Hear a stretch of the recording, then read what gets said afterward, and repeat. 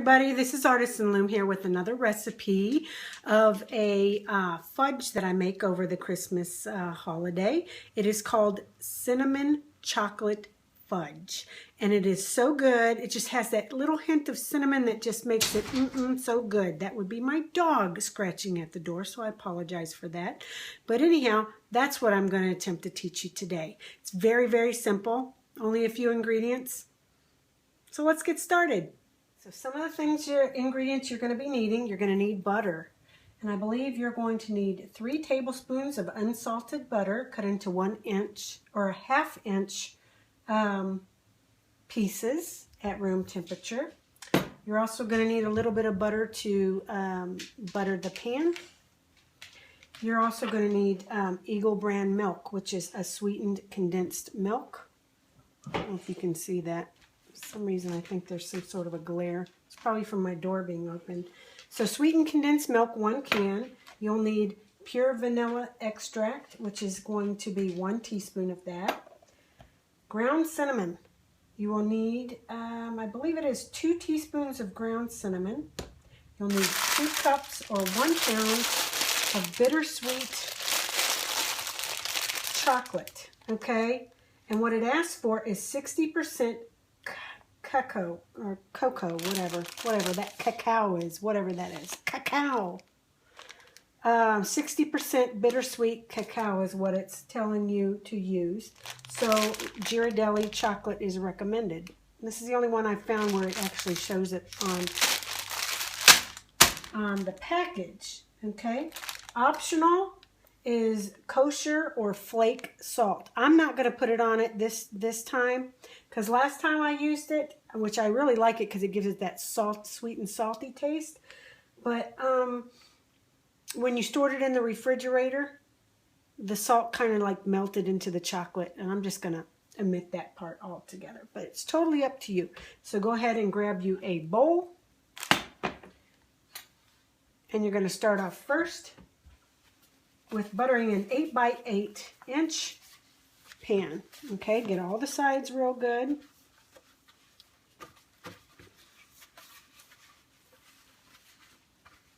Just making sure I'm getting a good coating here.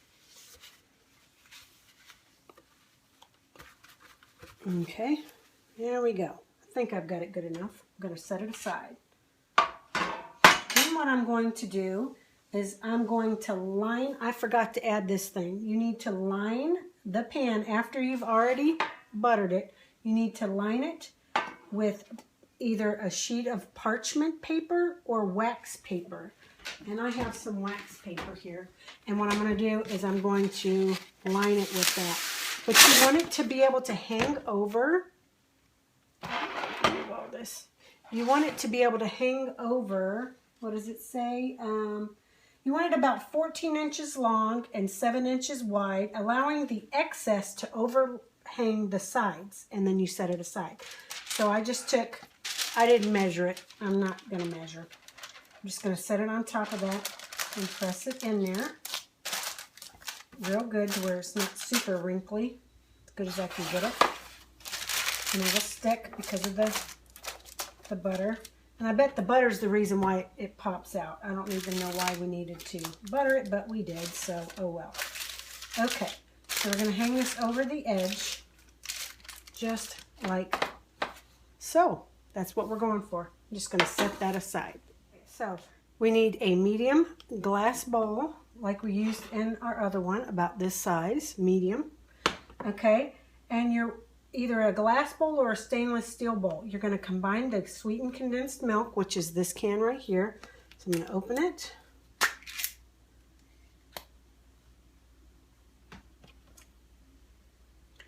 And I'm going to add that. And then I'm going to add the cinnamon and the vanilla. So let me finish getting this in here and get every last drop. That's why I use a nice little spatula. Get around the edges. Okay. All right, I've got that. Now I'm going to need a teaspoon. Well, actually, we're going to do the cinnamon because I'm going to use the same spoon, so I don't want to. I'll use the liquid stuff afterwards. I need 2 teaspoons of ground cinnamon.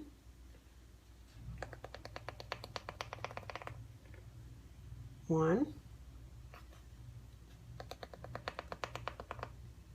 2 teaspoons of ground cinnamon.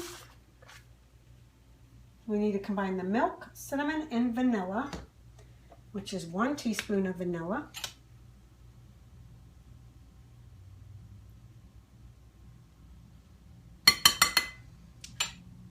There we go. Finish that one right off. And then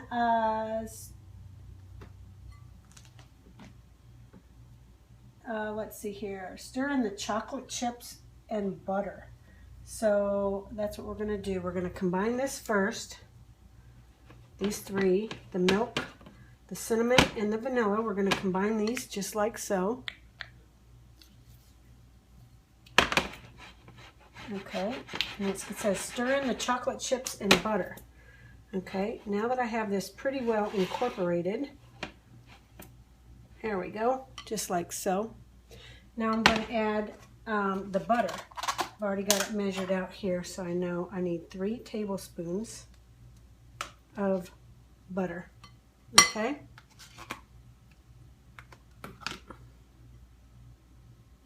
There we go. Set this aside. And then what we're going to need is the chocolate chips. So let me get my scissors. Excuse me. Look at my awesome bear t-shirt I found. I am so stoked about it. I was so excited. If you don't know me already, I'm known as the crazy bear lady because I go down and watch the bears dumpster dive out of the Western Sizzlin'. But you know what? Since they've rednecked it up, I haven't been able to go.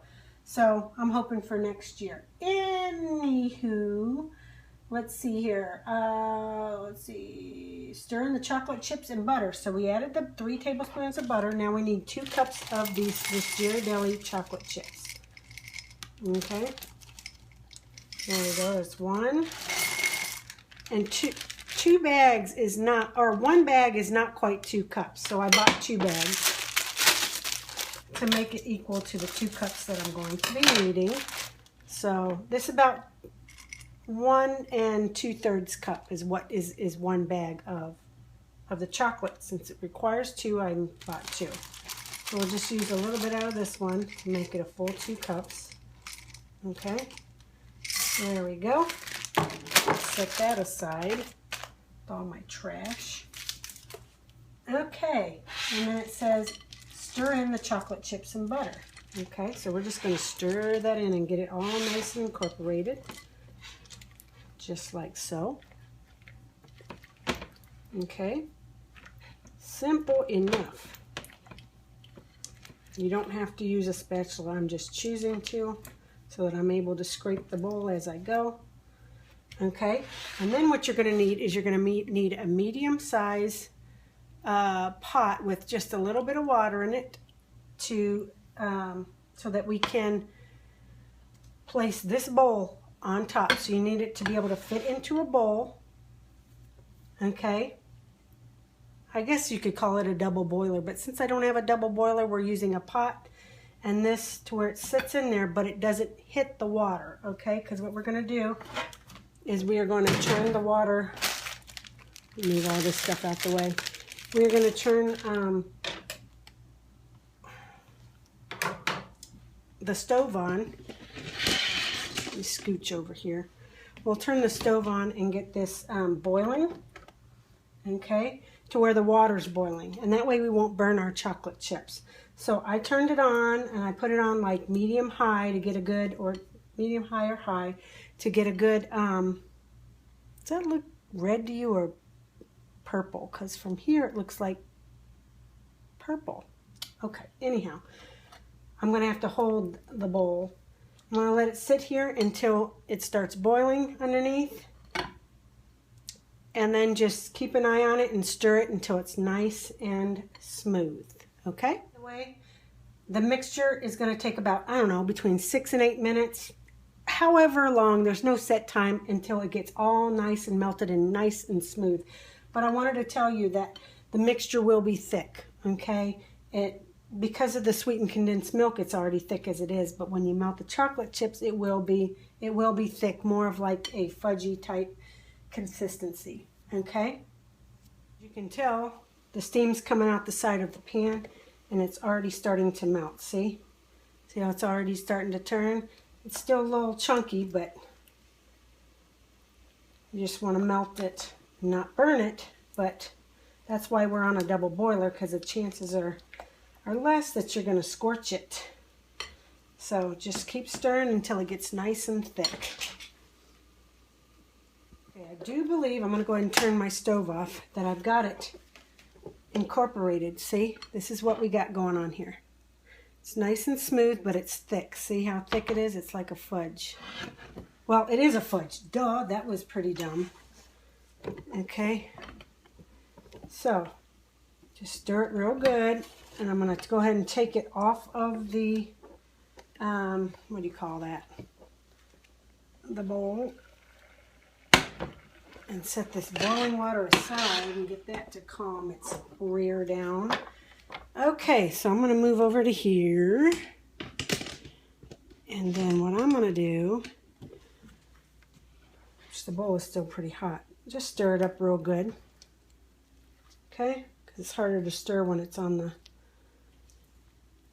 double boiler for me anyhow. Okay, now I'm going to grab my prepared pan. Ooh, I might have to use this lobster claw looking thing. Ooh. Okay, so I'm just going to hold it because the bowl is quite hot. Okay, whew. It's going to be hard for me. I hope I don't drop it. I hope I don't drop it. Yeah, I'm going to drop it. I'm going to drop it. Okay, we want to pour that into that. So, let me see if I can at least get it on its side. That way when I go to lift it up, I can get part of it in there. Well, actually, I can just set it in there because it doesn't matter. It's just going on the wax paper.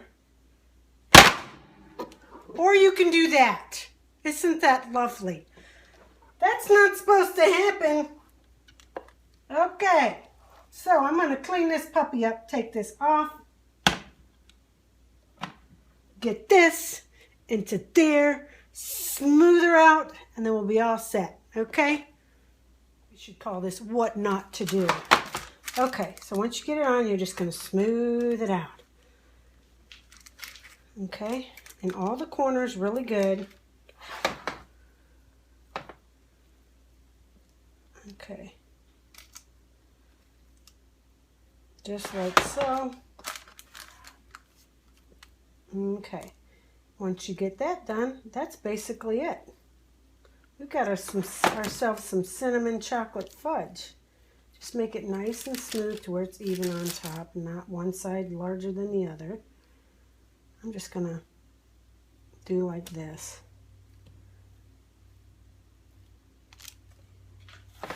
Okay. That's basically all you're going to do.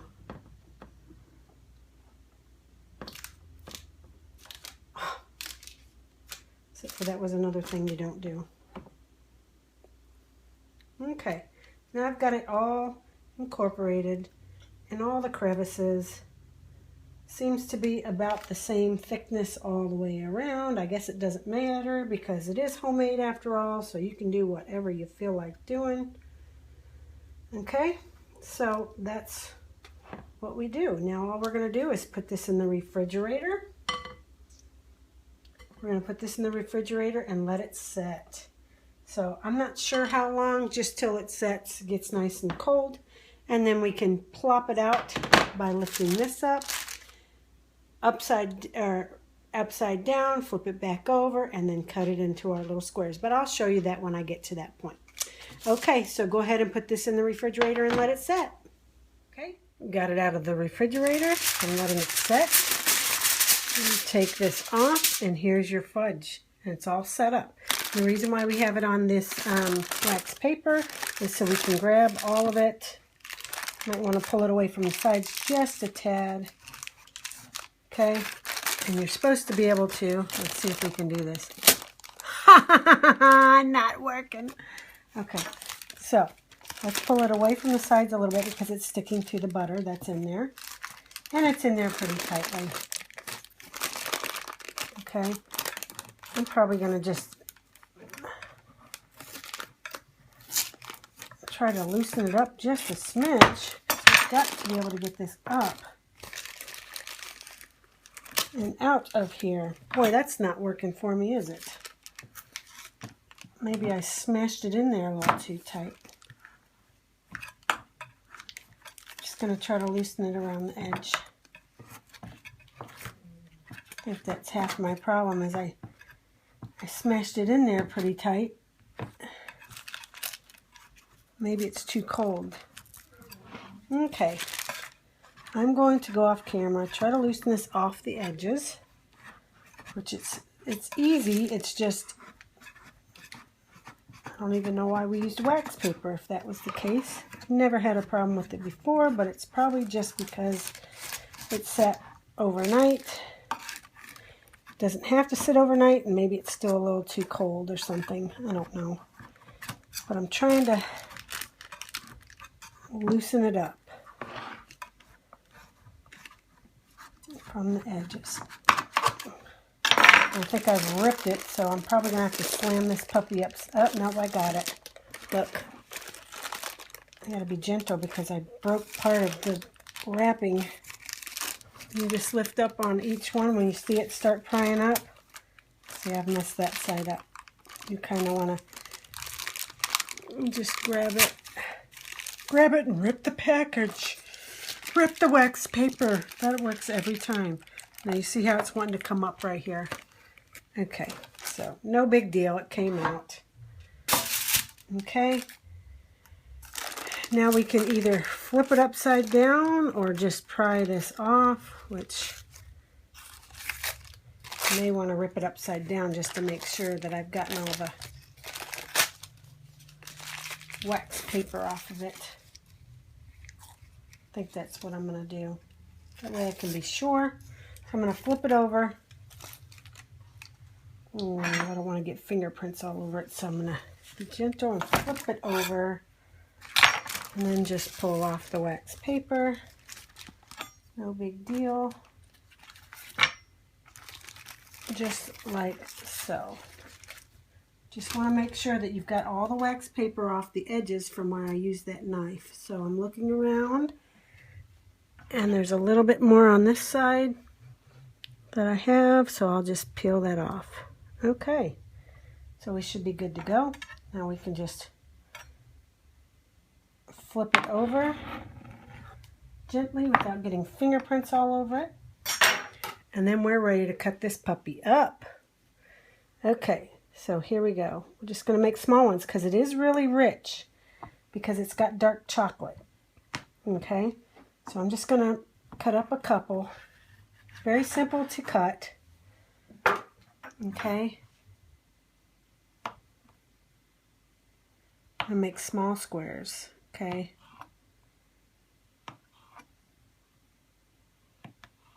Okay. There you go. There is your cinnamon chocolate fudge. Very simple, very yummy. Has that hint of cinnamon to it. It just, you know, something a little bit different. Anyhow, my mom was the one that gave me this recipe. And ever since she did that, I've made it every year. Now you could have also put the, before you put it in the, when you put it in the pan, before you put it in the refrigerator, you could put that flake salt. But like I said, once you put it in the refrigerator, then it's going to liquefy and it's just not going to be very presentable. So I just don't even bother putting it on, even though it tastes good with both. Although I've heard that it's from several people that they didn't like it with the salt. So this is good that I did it this way. So anyhow, this is the cinnamon chocolate fudge, and if you'd like to subscribe to my channel, that would be great. I also have an Instagram as Artisan Loom that you can give me a follow, and until the next tutorial, take care. Bye.